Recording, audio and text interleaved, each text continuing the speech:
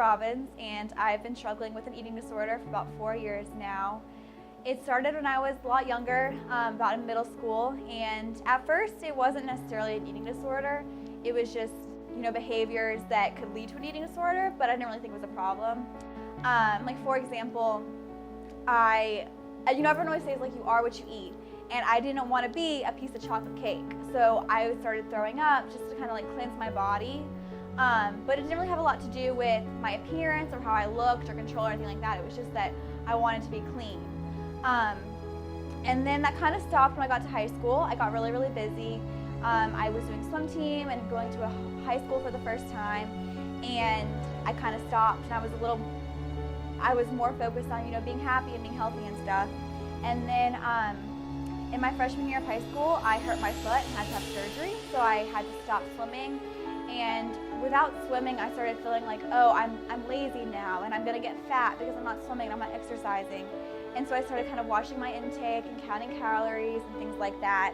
And at first, it was kind of just a thing I did, and I didn't really control my body, didn't really control me, but it was something that I did. And then I started back to swimming, and that's when I guess things got a lot worse. I got a lot more strict with what I was eating. I got stricter with my exercise. And I've never been the kind of person who likes to exercise. Like, I hate exercise, but I remember I would just like go into my room at night, and I would just like be like doing jumping jacks or trying to do sit-ups. And it didn't make me happy. I was just doing it because I thought that I had to. So I remember in the spring of my freshman year, my two best friends at the time, I guess they were texting also, and I told one of my friends, I was like, yeah, like I haven't eaten anything all day, but like I'm fine. And she told my other friend, and he texted me, and he was like, what is wrong with you? You can't do that. Like, what's wrong with you? Why are you doing that? And I was like, well, I think I'm fat, and I think that if I don't eat, then I won't be fat anymore. And then they were like, well, you need to start eating it. You need to send a Snapchat of what you eat every day, and then we'll be good. And I guess I didn't do that to how much they wanted me to. And so they went to my school counselor, and then one day, I guess they told him like what was going on. They told him they were concerned for my health and my well-being. And so one day my school counselor pulled me into his office, and he was like, hey, so some of your friends came and talked to me, and they said that they're concerned for you because they don't think you're eating enough. Can you tell me like what's going on? And I was like, well, yeah, like I guess, but like I think I'm fine. I don't think that there's anything wrong with what I'm doing. It's gonna make me skinnier, it's gonna make me happier. If I'm skinnier, then I'll be happier. And he was like, it's not really how it works, and I think that we should call your mom and talk to your mom about what's going on. And so I guess he called my mom. I wasn't there when he called her. And I guess he told her kind of like what was going on. And she didn't think it was a problem. She thought it was just like a phase that I was going through, and that I would kind of be okay eventually. Obviously it didn't end up being just a phase. It continued, and she said that like if it kept going, she'd make me go to a therapist, but I was like, well, she's not gonna really follow through. She doesn't really think it's a problem, so I think I'll be okay. And then we go into the summer after my freshman year, and that's when I guess things got worse. I kind of discovered purging and binging a little bit, and I remember that summer, and I also started self-harming really badly. And I remember that summer, I would go like all day without eating. I would go to morning swim practice, I wouldn't eat. I'd come home, I wouldn't eat. And then right before I'd go back to swim team practice, I would like eat what I considered to be a lot, and then I would throw up, and then I'd go back to swim team practice, I'd swim, I'd come back home, do the same thing, eat, throw up, a couple times every single night, self-harm, and then start the whole thing the next day. And I remember I was always just tweeting about how sad I was, and everyone was like, what's wrong with you? Why are you always so sad? And like that's, and like looking back, I was so miserable. Like every single night I was saying, wow, like there's no point in continuing life. There's like, why am I like this? I don't know, just really sad things. And looking back, I realized that that's how I felt. And it's just so sad to think that like you're so miserable, and you think that every single night you might as well just die. Like that's not a way to live your life, is thinking that every single night like you might as well just die. And so around then is when I met Carly, and she's now one of my best friends. And she had been struggling with an eating disorder for a while, and she was very sweet to me, and she would text me and say like, hey, how are you today? Hope everything's going well. And I would just say, oh yeah, like I'm fine. And I think that she kind of saw through my lies. I think that she saw through like the fake face I was putting on. She was like, like, I don't think everything's right. I think that something, I think that something isn't right. And eventually, towards the middle of that summer, my mom took me to see a therapist. I saw that therapist for about 3 years after that, so we got really close. But she took me to my therapist, and then my therapist recommended I go see a nutritionist, so I also went to go see a nutritionist.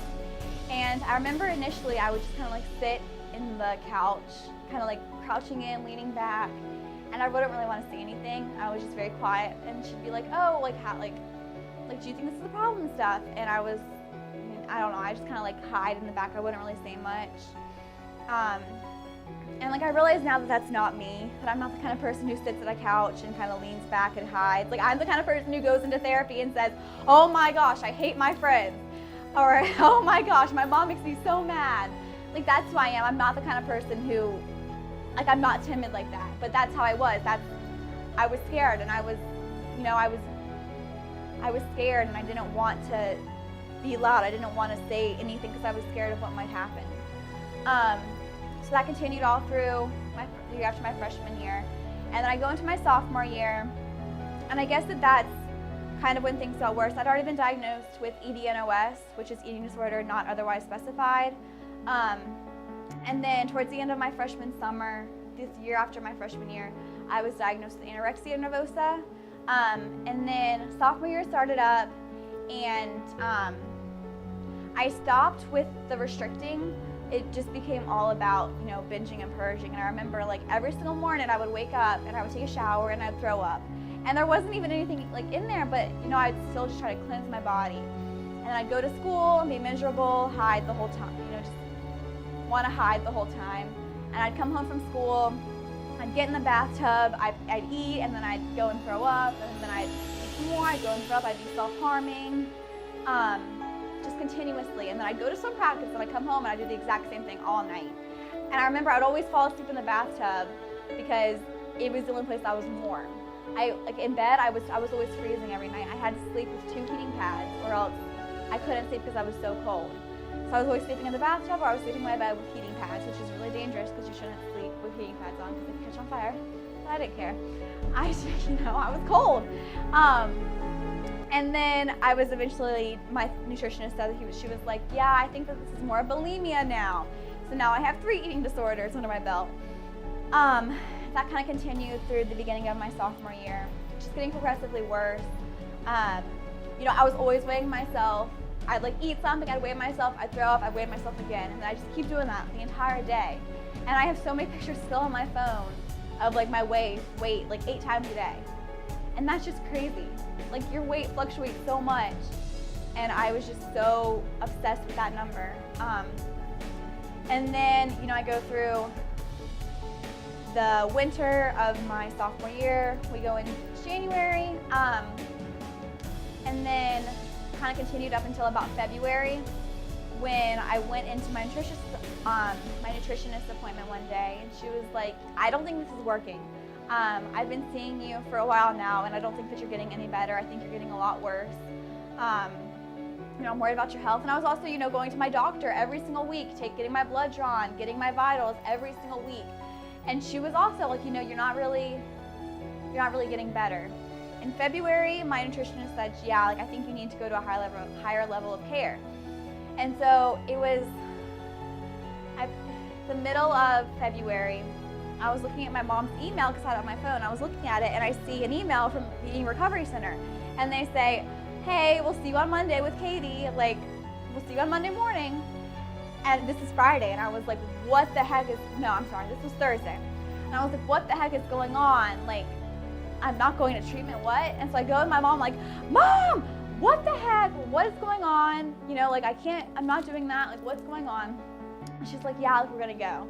And so I remember that weekend, I had my 3 best friends come over and spend the whole weekend with me.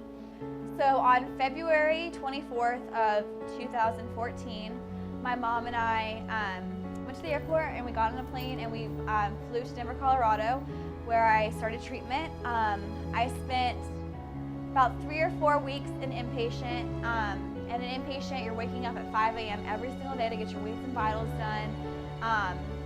And then you're spending the entire day, literally the entire day, going to therapy groups and individual therapy and going to see your nutritionist and seeing your psychiatrist and changing your meds up and taking meds and having 6 timed supervised snacks and meals every single day. So I was walking up the stairs to our partial hospitalization unit where we did school for a couple hours every day, and I look out the window and I see Carly's mom standing there, and I'm like, what are you doing here? Because I knew that Carly had been struggling, and I remember she had said, like, I'll be there soon, don't worry, I'll be there soon, like, it'll be okay. And I was like, wow, she really is here. It's a dream come true. And then there was one girl who she was kind of bouncing forth between PHP and inpatient. She would stay at inpatient overnight while she was at PHP during the day. And so she came back to inpatient one night, and I said, hey, is there a girl named Carly there? And she was like, maybe. She has blonde hair, really pretty. And she was like, oh yeah, Carly, yeah, she's there. And so I wrote Carly a note, and I said, hey, can you give this to her? And this breaks like all of the HIPAA laws, like it was against the rules, but I still did it. So I wrote her a note. I'm like, Carly, I love you, I miss you, how are you? Tell me everything. And the next day, I get a letter back. And so we kept that up for a couple days. And then one day, Carly walks into inpatient. And she's like, hey, I'm here. I was like, hey, I love you, I'm sorry. And so then Carly did an inpatient with me, and being inpatient with Carly was like kind of weird, but also really cool because you see a familiar face and you see someone that you love and you see someone from your school and someone that you know. But it's also weird because you're with people that you don't know and you're in like this completely different state, the other side of the country, and it's just kind of weird to have a piece of home with you. Even though it was kind of miserable in there, I think that, you know, everybody in there is going through the same thing, and that's why treatment is bearable, because of the other people that are there that make you feel like you will be okay, and you want to be okay for them, and you want to be a survival story, and you want to be a success story, and you want to, you know, one day be on the other side, and you want to inspire the people that you're with one day. And so I could not have gone through treatment without everybody that was there. And so after inpatient, I did PHP, which is partial hospitalization, for about 3 or 4 weeks. And then what that is you would sleep outside of treatment, and then you'd be there, I think, at 8 a.m. every day, and you stay there until about 6 p.m., and then you go home or to your hotel or wherever you're staying. And so then at the end of April 2014, I was told, you know, you're going to go home soon. So a couple of days later, I was discharged. My mom and I spent a couple of days in Denver before we left because we had to, you know, catch a flight and everything. And I remember I got like 12 inches cut off my hair because it was so damaged and thin because I wasn't feeding it, I wasn't giving it nutrients. So I got all this hair cut off, and I went home like a new person. And I had a couple months before school was over to get, you know, my grades in order and get everything finished up. And so then my senior year of high school, I think I'd finally got through and passed a lot of my issues, and I decided, you know, I want to make a difference. I want to inspire someone. I want to help someone. And I was becoming more vocal about my story. I was talking about it. I wasn't hiding from it. It took me like a year to tell anybody where I'd been. And I was finally past all that. So I decided to start a club in my school called Positive Mind, Positive Body. We tried to just raise awareness of eating disorders, other mental illnesses, and just kind of encourage positivity at our high school. Just because I feel like so often we're surrounded by all this negativity. I mean, like, you walk into the bathroom at your school and everyone's like, oh, like, look at my legs. Oh, look at, like, you know, like, there's just so much negativity and so much fat talk, and I wanted that to stop. And so my senior year, I think we got like 6 or 7 members, but I was pretty proud of that. And we did one big project, the semicolon project, where we made like a big semicolon, and which represents suicide awareness, because it's like a semicolon, so like your story doesn't end. And so I just finished my first year at the University of Virginia, where I'm studying psychology. Last year, Carly and I were part of making the first ever Richmond Need a Walk happen, which happened in the spring of 2017. Altogether, the walk raised over $10,000, which went directly toward NIDA. And then Carly and I's team raised, I believe, around over $1,500. So we were really proud of that. At UVA, I'm involved with a club called HOPE, which is Who's Open to Preventing Eating Disorders. And you know, we're doing the same thing, just trying to raise awareness around our campus and kind of spread the message that you're not alone if you're struggling with an eating disorder, and that there is hope, because people need to know that. If you are currently struggling with an eating disorder, I just want you to know that you're not alone. And I think that everybody thinks that they're the one person who won't recover. Everyone says, I see success stories, but that's not me. I'm just not meant to recover. That's not in my future. And I just want you to know that it can be. It takes work. It takes a lot of hard work, but it's possible. And it's so worth it, because like one day of life with an eating disorder is not equal to 100 days of life without one.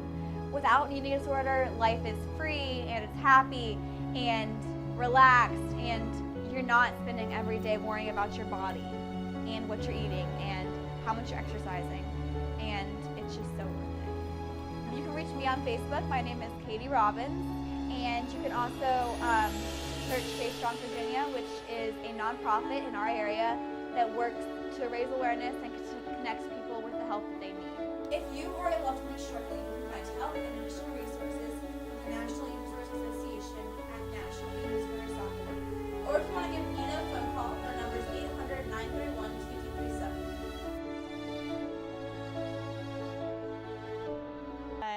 It is what it is. You get what you get and don't throw a fit. So I thought that that's what you had to do if you wanted to be healthy, if you wanted to, I don't know. And so then, that continued throughout freshman year, through like the spring of freshman year. And that's when my friends started noticing, I guess. I remember one night in particular, I told my friend, God, I just spit. What? Do you want her to take those bracelets? Can you hear those bracelets in the recording? Say it again? Barely. Okay, never mind, sorry. Carly, tell me to get on this side. Are we good? Yeah, But I don't know when I came back. I don't know how long I was there. I don't know. I need to give you specifics. Katie, this looks so sick.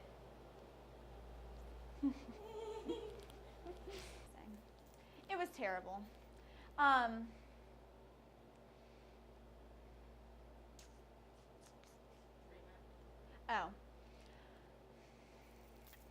So, okay. Carly, you're not there. No. I don't believe in you. So last year I was part of, okay, I thought these were, so last year Carly and I were part of making the first ever Richmond Needle Walk happen, which happened in spring of 2017. Okay, so just cutting out the part where I said, there is hope. I love cats. A lot. They're my biggest inspirations to recover.